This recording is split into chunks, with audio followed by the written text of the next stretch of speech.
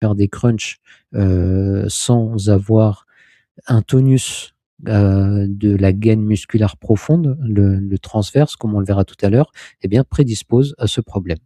Et un dernier élément, c'est la chute des œstrogènes, puisque les œstrogènes ont une fonction de protection de la masse musculaire. Avec la baisse des œstrogènes à la ménopause, il y a une perte de fibres musculaires de type 1, notamment au niveau de la paroi abdominale.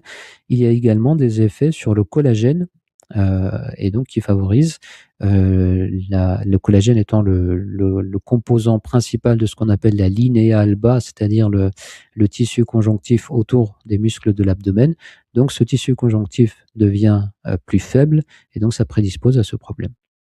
Parmi les solutions, parmi les traitements possibles, il y a l'exercice physique, le fait de se focaliser sur le renforcement musculaire de la paroi abdominale et du plancher pelvien. Une autre possibilité est de combiner l'exercice physique avec l'électroacupuncture.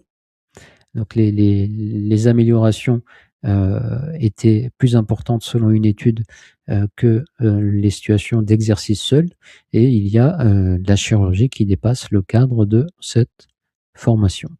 Deuxième mécanisme ou deuxième problème au niveau de la paroi musculaire, c'est ce qu'on appelle l'hypoactivation du muscle transverse.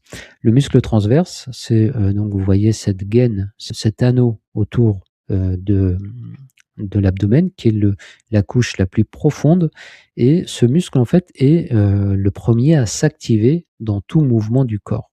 C'est ce qu'on appelle l'activation anticipatoire, et ce qui permet en fait de contenir, de contrôler le contenu de l'abdomen, mais également de protéger la colonne vertébrale. Dans certaines situations, eh bien, le transverse peut être atrophié sans qu'il y ait de diastase visible, sans qu'il y ait d'autres problèmes, mais cette atrophie peut être associée donc à une moins bonne stabilisation de la colonne vertébrale, et ça peut être cause de lombalgie chronique notamment.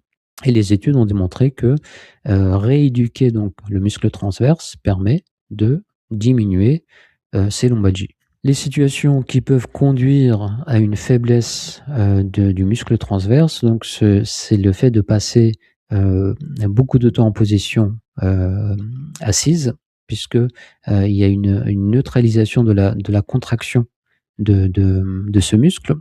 Les situations de douleur lombaire chronique favorisent également cette atrophie, puisqu'en fait la relation est dans les deux sens.